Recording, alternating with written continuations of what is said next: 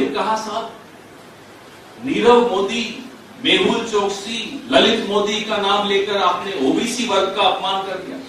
Nirav Modi OBC है, Lalit Modi OBC है, ये पिछड़े हैं। ये पिछड़े नहीं है, ये मोदी जी के बिछड़े दोस्त हैं। बिछड़ गए, देश से निकल गए। Red corner notice, Mehul Choksi, हमारे मेहुल भाई कहते थे ना मोदी जी, तो मोदी जी के बिछड़े हुए मेहुल भाई का रेड कॉर्नर नोटिस भी खत्म हो गया। अब वो आजाद हो गए। आप नीरव मोदी, ललित मोदी, विजय माल्या, मेहुल चोकसी को पिछड़ा बताकर आप पिछड़े वर्ग का अपमान कर रहे हैं मोदी जी। राहुल गांधी को आप घर से निकाल दोगे, ईंट पत्थर के घर होते हैं। राहुल गांधी ने इस देश के दिल में जगह बना ली। जो आदमी 4000 किलोमीटर पैदल चलेगा, पांव में छाले, घुटने में दर्द, मुंह पे मुस्कान, लोगों से मिलता हुआ, लोगों की सुनता हुआ चला जा रहा हो, देश को जोड़ने के लिए चला जा रहा हो, उस पर आप आरोप लगाते हैं कि वो देश को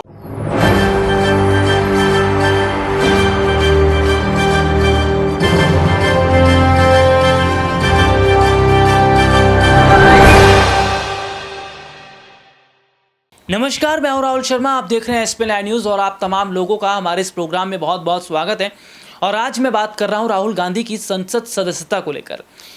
क्या साल 2024 के लोकसभा चुनाव से पहले राहुल गांधी को संसद की सदस्यता मिल जाएगी? क्या साल 2024 के लोकसभा चुनाव से पहले अगर राहुल को संसद सदस्यता मिल जाती है तो फिर क्या माना जाए कि ये कांग्रेस पार्टी की बहुत बड़ी जीत होगी, ये राहुल गांधी की बहुत बड़ी जीत होगी? देखिए, सबसे बड़ी बात क्या है कि जो मौजूदा समय के हालात को हम देख रहे हैं कि सरकार धीरे धीरे विपक्षी पार्टी के नेताओं पर शिकंजा कस रही है।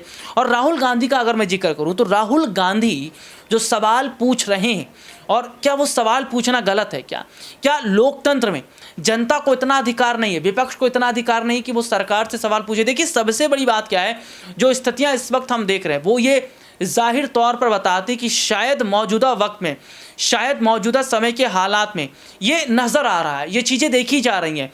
और राहुल गांधी का मैं अपने दर्शकों को बयान सुनवाऊंगा, राहुल गांधी का बयान सुनवाऊंगा, जिसमें राहुल गांधी ये कह रहे हैं कि उनकी संसद सदस्यता चली गई तो वो डरने वाले थोड़ी हैं।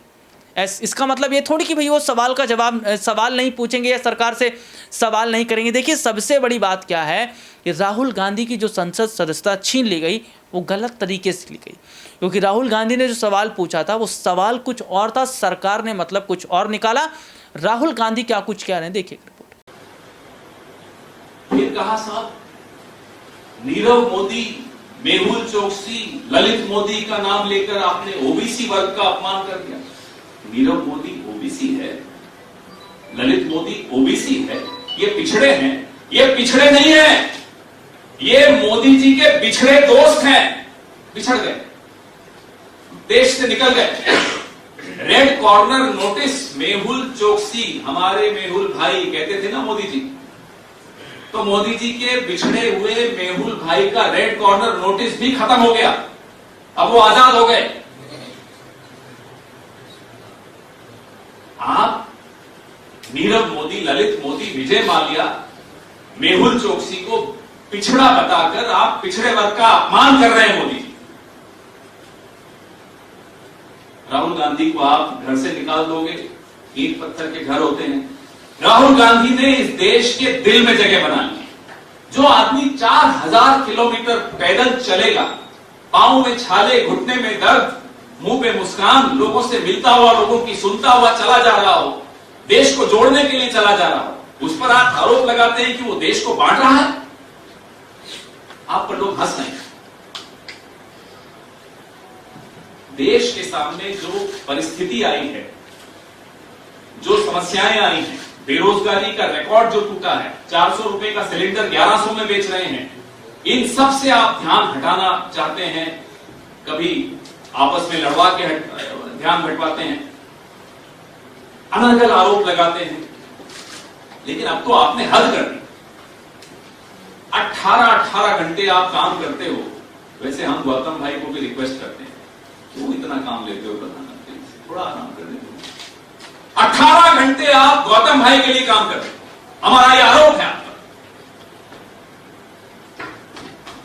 नहीं तो कोई कारण नहीं हो सकता कि 33 करोड़ LIC के पॉलिसी धारकों की आपको कोई चिंता नहीं है, SBI के खाता धारकों की आपको कोई चिंता नहीं है, पेंशन फंड तक का पैसा अदानी जी की कंपनियों में जा रहा है, आपको कोई चिंता नहीं।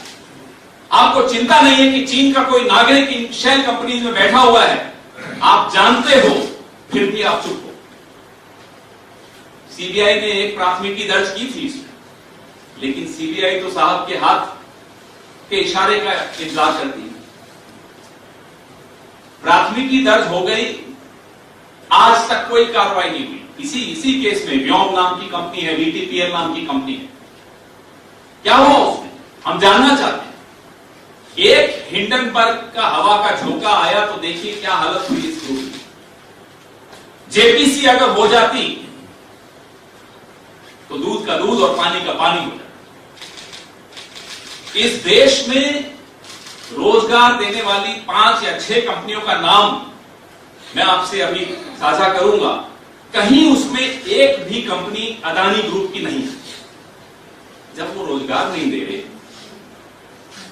चीन का एक आदमी उनकी कंपनी में बैठा हो, अरबों रुपए के लोन बैंकों से ले रहे हो, LIC का पैसा ले रहे हो, SBI उनको पलक झपकाते ही लोन दे देता हो, कारण क्या है? लाभ किसको हो रहा है? देश को क्या मिल रहा है इससे बताइए। एक तिरंगा लपेट कर आकर बैठ जाना मतलब थोड़ा कि आप देश के लिए काम कर रहे हैं। कौन है ये चीन का नागरिक? कांग्रेस पार्टी के जानना चाहती है, देश का एक हिंदुस्तान का एक नागरिक जानना चाहता है कौन ये चीन का नागरिक? क्या रिश्ता है इनका गौतम अदानी से? क्या नरेंद्र मोदी को इस रिश्ते का पता है? पता है तो वो चुप क्यों है? कार्रवाई क्यों नहीं कर रहे?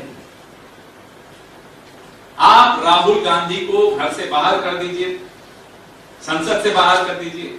सड़क पर चलता हुआ राहुल गांधी आपके लिए और आपके इन दोस्तों के लिए बहुत बड़ा खतरा बनने वाला है, क्योंकि हिंदुस्तान हैरान है आपको देख कि आप अपनी दोस्ती में इतने अंधे हो गए कि संसदीय परंपराओं को आपने ताक पर रख दिया। रिपोर्ट आपने देखी। इसके बाद एक रिपोर्ट और दिखाता हूं। अभिषेक मनु सिंघवी जाने माने वकील हैं और उन्होंने भी कहा कि ऐसा नहीं होना चाहिए। बहुत सारे मामले कोर्ट में पड़े हुए हैं, उस पर उतनी चर्चा नहीं होती है, लेकिन राहुल गांधी जो कि बेकसूर हैं और लगातार सबूत दिखाए भी जा रहे हैं, फिर भी काम नहीं हो रहा है। ये नहीं बताता कि वाकई सब कुछ ठीक नहीं है। कोर्ट के फैसले पर सवाल नहीं खड़ा करना चाहिए, लेकिन ये जाहिर तौर पर बताया जा रहा है कि भैया मौजूदा समय के अंदर अगर तमाम सवाल जो पूछे जा रहे हैं राहुल गांधी से, या तमाम मैं अगर बात करूँ राहुल गांधी या तमाम विपक्ष सवाल पूछ रहे हैं, क्या सरकार से सवाल पूछना बंद कर दे? इसका मतलब फिर तो सरकार लोकतंत्र को ख़त्म कर दे और राजतंत्र की व्यवस्था को कायम कर दे। आज के लिए इतना ही। आपसे फिर दोबारा मुलाकात होगी, तब तक के लिए इजाज़त दीजिए। नमस्कार।